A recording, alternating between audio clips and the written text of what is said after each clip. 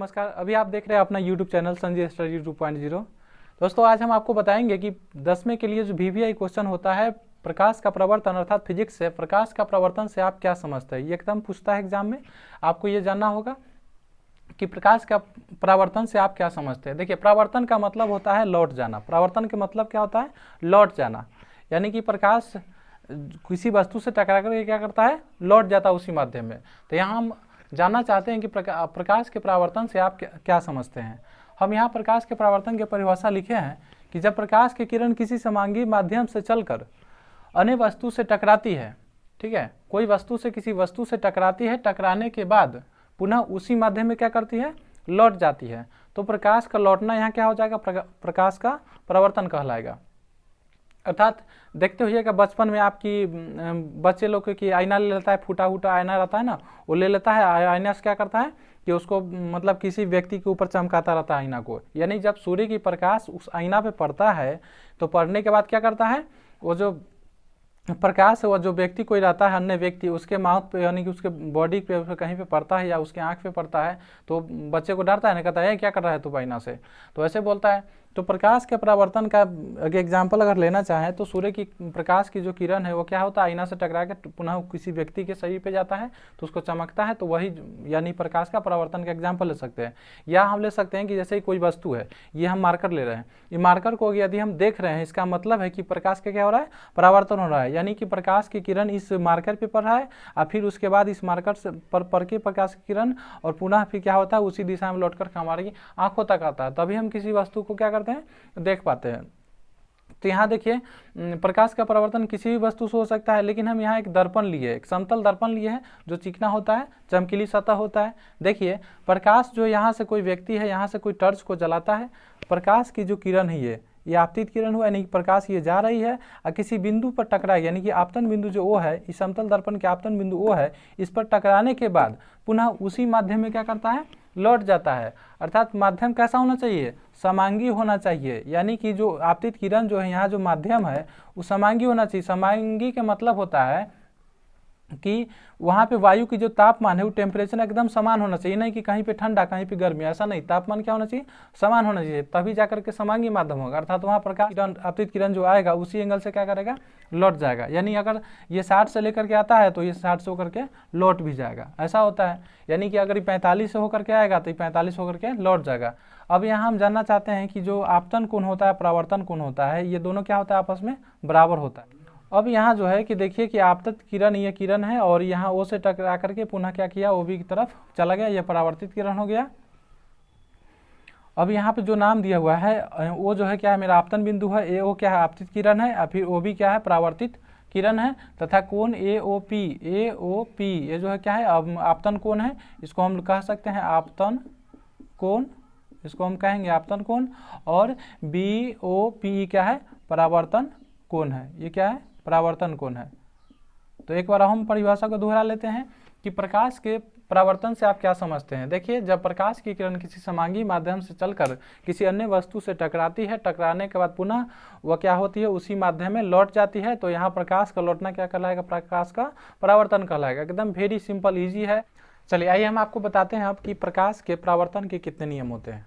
दोस्तों यहाँ देखेंगे कि प्रकाश के परावर्तन के कितने नियम होते हैं, तो 2 नियम होते हैं। प्रकाश के परावर्तन के पहला नियम क्या कह रहा है यहाँ पे कि आपतित किरण, परावर्तित किरण तथा आपतन बिंदु पर डाला गया अभिलंब सभी क्या होगा? एक ही तल में होंगे।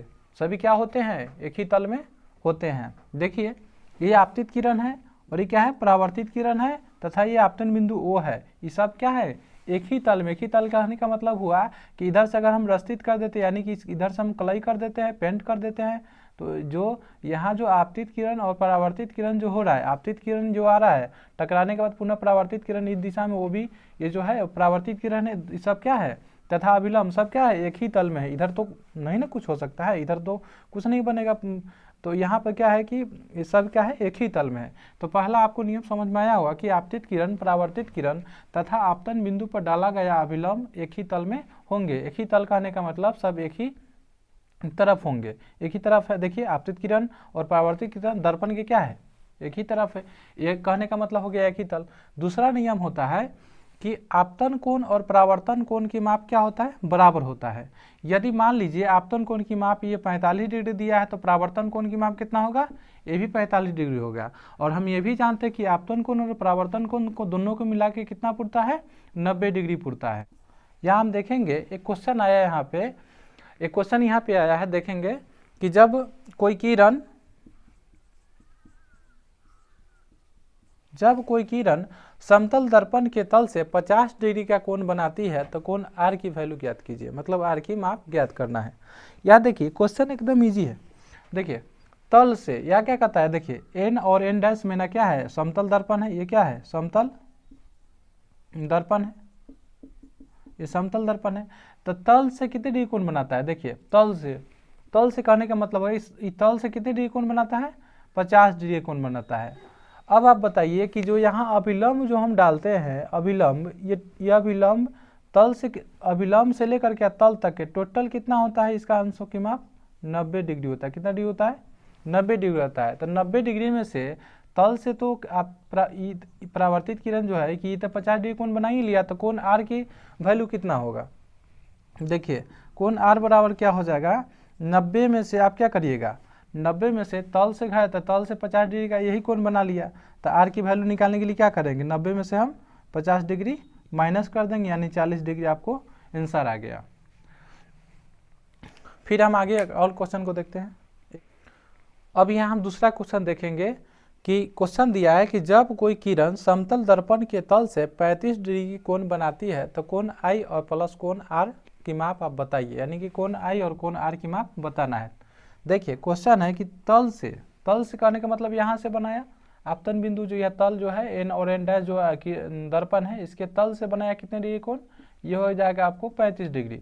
तो आर की वैल्यू कितना हो जाएगा, यहाँ कोण हम आर की वैल्यू निकालेंगे पहले, यानी कि जो तल से जो कोण बना रहा है अभिलंब के बीच जो कोण बना रहा है तो कितना 90 डिग्री बनाता है। तो 90 डिग्री में से तल से तो यहाँ एक 35 डिग्री का कोण बना ही लिया है दर्पण में किरण, तो 35 डिग्री क्या हो जाएंगे, माइनस हो जाएंगे, यानी कि कोण आर की वैल्यू क्या हो जाएंगे, आपको 55 डिग्री निकल जाएंगे। ठीक है, 55 डिग्री। अब हम प्रकाश के परावर्तन के नियम से जानते हैं कि आपतन कोण और परावर्तन कोण क्या होता है, बराबर होता है। तो देखिए ये जो है कि क्या है, परावर्तन कोण है, यानी कि BOP क्या है, एक परावर्तन कोण है। ये परावर्तन कोण की वैल्यू कितना आया है, कोण आर की वैल्यू कितना आया है, 55 डिग्री। तो जितना परावर्तन कोण की वैल्यू होगा उतना ही ना आपतन कोण की वैल्यू होगा। तो यानी यहाँ पे हम क्या लिख सकते हैं, आपतन कोण बराबर क्या होता है, परावर्तन कोण से। आपतन कोण बराबर परावर्तन कोण से, यानी कोण